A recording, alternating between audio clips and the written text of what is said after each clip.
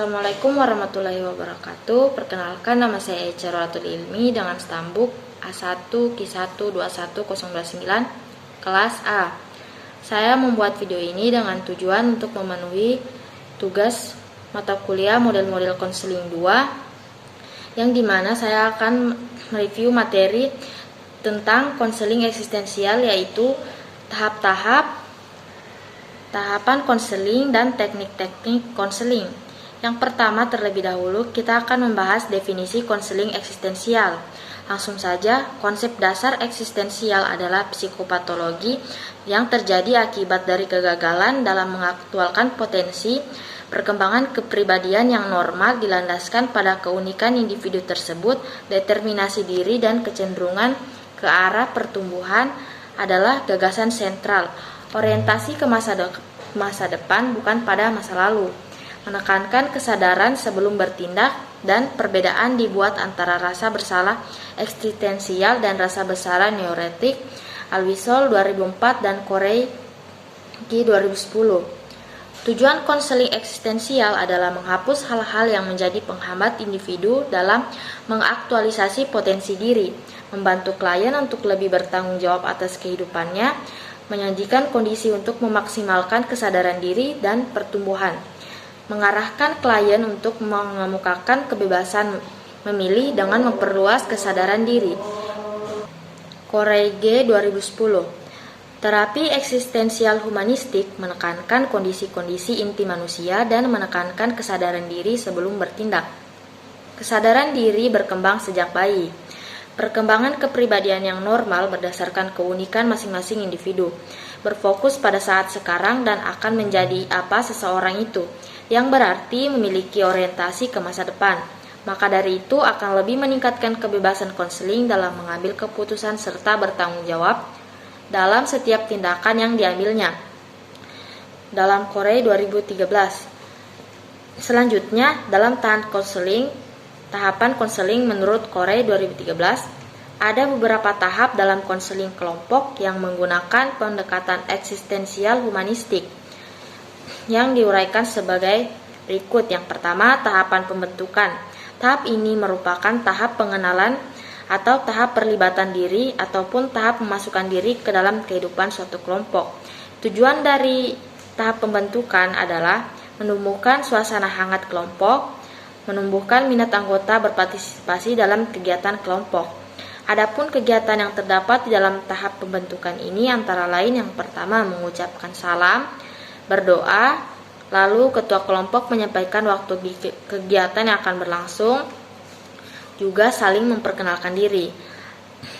Tahap yang kedua yaitu tahap orientasi dan eksplorasi. Tahap awal konseling kelompok adalah masa orientasi.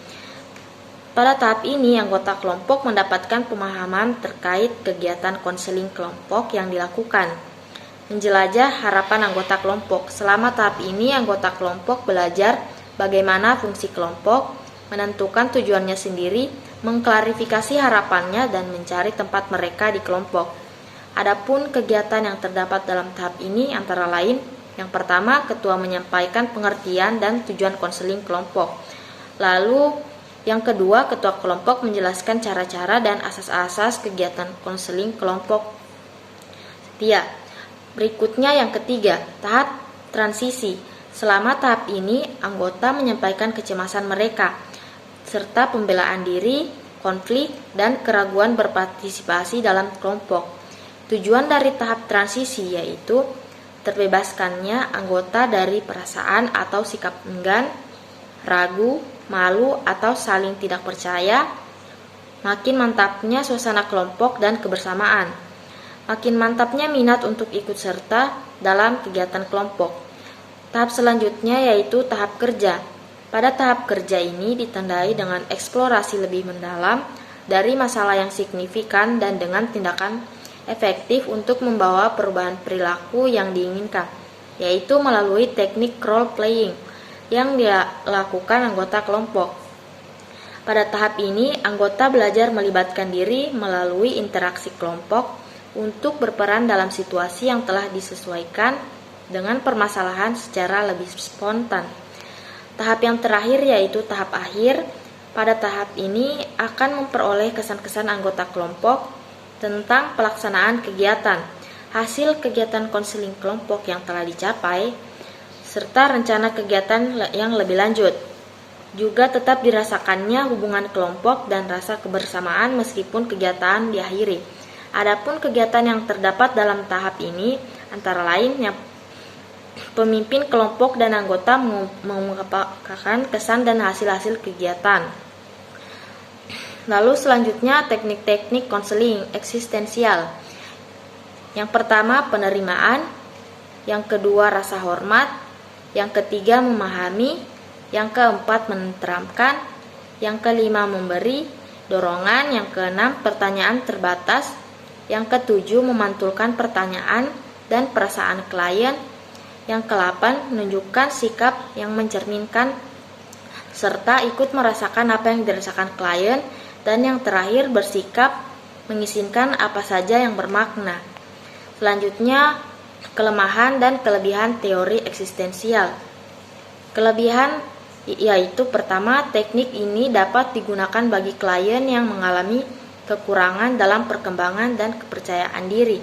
Yang kedua, adanya kebebasan klien untuk mengambil keputusan sendiri. Lalu yang ketiga, memanusiakan manusia. Berikutnya adalah kelemahan. Kelemahan eksistensial humanistik. Dalam metodologi, bahasa dan konsepnya yang mistikal. Berikutnya dalam pelaksanaannya tidak memiliki teknik yang tegas. Lalu terlalu percaya pada kemampuan klien dalam mengatasi masalahnya atau keputusan ditentukan oleh klien itu sendiri. Mungkin itulah tadi yang bisa saya paparkan. Kurang dan lebihnya mohon dimaafkan. Saya akhiri dengan ucapan wabillahi taufiq wal hidayah. Wassalamualaikum warahmatullahi wabarakatuh.